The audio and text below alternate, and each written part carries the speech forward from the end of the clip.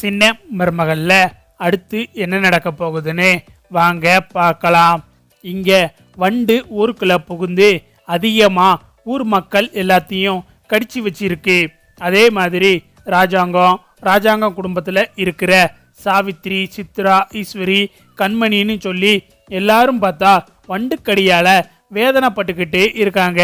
இத சேது பார்த்துட்டு தமிழ்கிட்ட வந்து, ஏய் நீ தான் டாக்டருக்கு படிச்சுக்கிட்டு இருக்கேல, ஏதாவது பண்ணு அப்படின்னு சொல்லிட்டு சேது சொல்லவும், ஏங்க இதுக்கு என்ன பண்றதுன்னு எனக்கே தெரியல அப்படின்னு சொல்லிட்டு தமிழ் சொல்லவும், உனக்கு தெரியாதுன்னா விடு, அதான் உன் கூட 4-5 டாக்டர் வந்திருக்காங்கல்ல, உன் காலேஜில் பாடம் சொல்லி கொடுக்குறவங்க வந்திருக்காங்கல்ல, அவங்க கிட்ட கேட்க வேண்டியது தானே, எதுக்கு கேட்காம இருக்க அப்படின்னு சொல்லிட்டு சேது சொல்லவும், ஏங்க அவங்களும் எந்த மெடிசனுமே இங்கே எடுத்துட்டு வரல, இங்கே வந்தது எதுக்குன்னா இங்கே இருக்கிற மக்களுக்கு ஒரு விழிப்புணர்வு ஏற்படுத்துறதுக்காகத்தான் வந்தோம், மற்றபடி அவங்க எந்த மெடிசனும் எடுத்துட்டு வரல அப்படின்னு சொல்லிட்டு தமிழ் சேதுக்கிட்ட சொல்லிக்கிட்டு இருக்காங்க. அப்பந்தான் பார்த்தா அங்க ஊரு பெரியவர் வாராரு.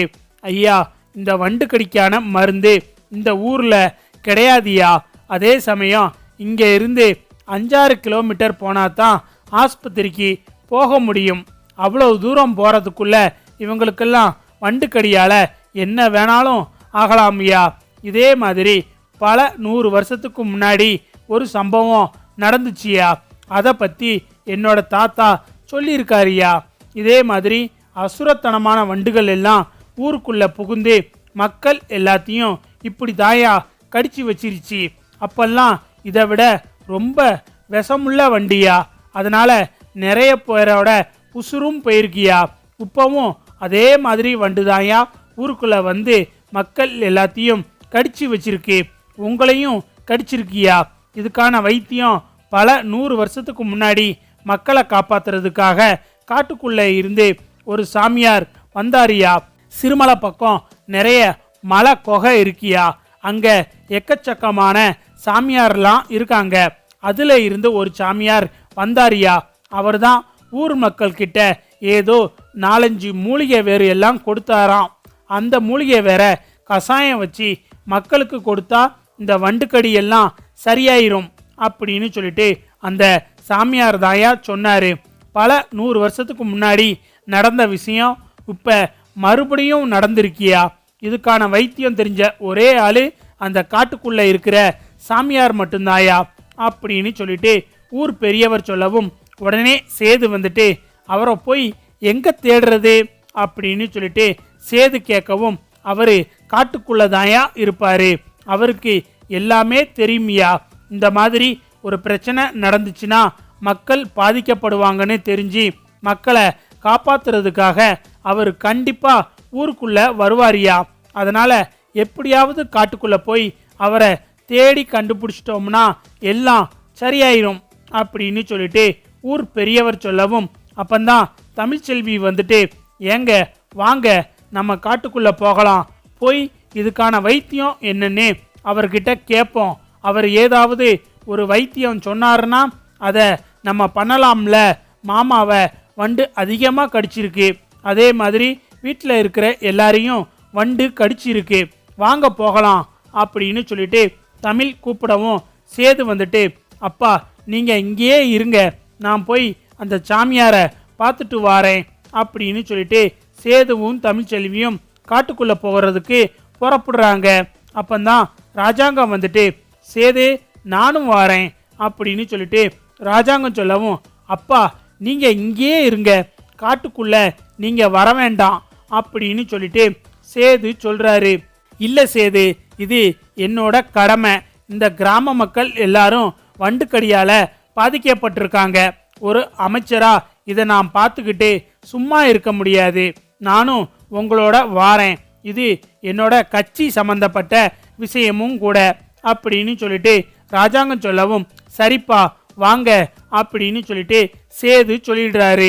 அடுத்து பார்த்தா சேது, ராஜாங்கம், தமிழ்ச்செல்வி 3 பேரும் காட்டுக்குள்ள அந்த சாமியாரை தேடி வண்டுக்கடிக்கான வைத்தியத்தை கண்டுபிடிக்கிறதுக்காக காட்டுக்குள்ள போய்கிட்டு இருக்காங்க. இங்க வீட்டுக்குள்ள பதுங்கி இருக்கிற போஸோட அடியாட்கள் வந்துட்டு இந்த மாதிரி ராஜாங்கம் காட்டுக்குள்ள போறாரு அப்படின்னு சொல்லிட்டு போஸுக்கு ஃபோன் போட்டு சொல்லிடுறாங்க. உடனே போஸ் வந்துட்டு இதுதான் சரியான நேரம் அப்படின்னு சொல்லிட்டு காட்டுக்குள்ள அடியாட்களை அனுப்பதும் மட்டும் இல்லாம போஸும் காட்டுக்குள்ள போறாரு. காட்டுக்குள்ள போய் பதுங்கி இருக்காங்க. சேது, தமிழ்ச்செல்வி, ராஜாங்கம் 3 பேரும் காட்டுக்குள்ள போய்கிட்டு இருக்காங்க. இவங்க 3 பேரும் காட்டுக்குள்ள வர்றது சாமியாருக்கு தெரியுது.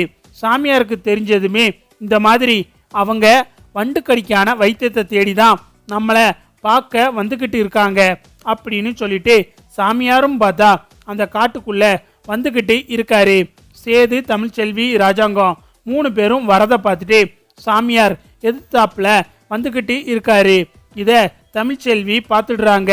என்னங்க அங்க பாருங்க, ஒரு சாமியார் வாராரு அப்படின்னு சொல்லிட்டு தமிழ் சொல்லவும் அந்த சாமியார் வந்துட்டு என்ன வைத்தியத்தை தேடி காட்டுக்குள்ள வந்திருக்கீங்களா அப்படின்னு சொல்லிட்டு அந்த சாமியார் கேட்கவும், ஆமா சாமி, ஊருக்குள்ள மக்கள் வண்டுக்கடியால அவதிப்பட்டுக்கிட்டு இருக்காங்க, அதுக்கான வைத்தியம் உங்களுக்கு தான் தெரியும்னு சொன்னாங்க அப்படின்னு சொல்லிட்டு தமிழ் சொல்லவும், நானும் அதுக்காகத்தான் வந்தேன், இந்தாங்க அப்படின்னு சொல்லிட்டு அந்த சாமியார் மூலிகை வேற கொடுக்குறாரு.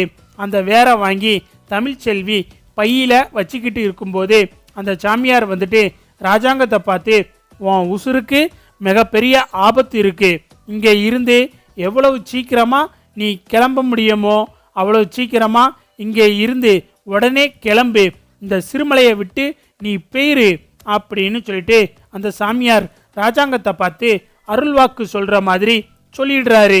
உடனே தமிழ்ச்செல்வி வந்துட்டு, சாமி என்ன சொல்றீங்க அப்படின்னு சொல்லிட்டு கேட்கவும், நான் சொன்னதை மட்டும் கேளுங்க, இங்கே இருந்து எவ்வளவு சீக்கிரமா போக முடியுமோ அவ்வளவு சீக்கிரமா வெளியே போங்க அப்படின்னு அந்த சாமியார் சொல்லிட்டு போயிடுறாரு.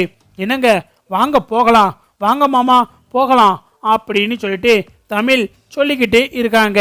அப்பந்தான் பார்த்தா போஸோட அடியாட்கள் வந்து வழி மறிக்கவும் சேது வந்துட்டு, டேய் யாருடா நீங்களாம் அப்படின்னு சொல்லிட்டு சேது கேட்கவும், உங்க அப்பனுக்கு யமன்டா அப்படின்னு சொல்லிட்டு அந்த அடியாட்கள் சொல்லவும், திடீர்னு பார்த்தா ஒருத்தன் கட்டையை எடுத்து சேது தலையிலேயே அடிச்சிடுறான். சேது தலையில அடிச்சதை பார்த்துட்டு ராஜாங்கத்துக்கு கோபம் வருது. உடனே ராஜாங்கம் வந்துட்டு அந்த அடியாட்களை போட்டு அடிக்கவும் அந்த அடியாட்கள் பார்த்தா ராஜாங்கத்தை போட்டு அடிக்கவும் இதை பார்த்துட்டு சேது அந்த அடியாட்களோட சண்டை போடுறாரு. இங்க தமிழ்ச்செல்விக்கு என்ன பண்றதுன்னே தெரியல. சரி போலீஸுக்கு ஃபோன் பண்ணுவோம் அப்படின்னு சொல்லிட்டு தமிழ் வேகமா ஃபோன் எடுத்து போலீஸுக்கு ஃபோன் பண்றாங்க. ஆனா அங்க பார்த்தா டவரே இல்லை, ஃபோனும் பார்த்தா போக மாட்டேங்குது. உடனே தமிழ்ச்செல்வி வந்துட்டு இப்ப என்ன பண்றதுன்னு தெரியாம ரொம்ப பதறிக்கிட்டு இருக்காங்க. யார் இவனுங்கெல்லாம், இந்த காட்டுக்குள்ள எப்படி வந்தாங்க அப்படின்னு சொல்லிட்டு தமிழ்ச்செல்வி பயந்து போய் நிக்கிறாங்க.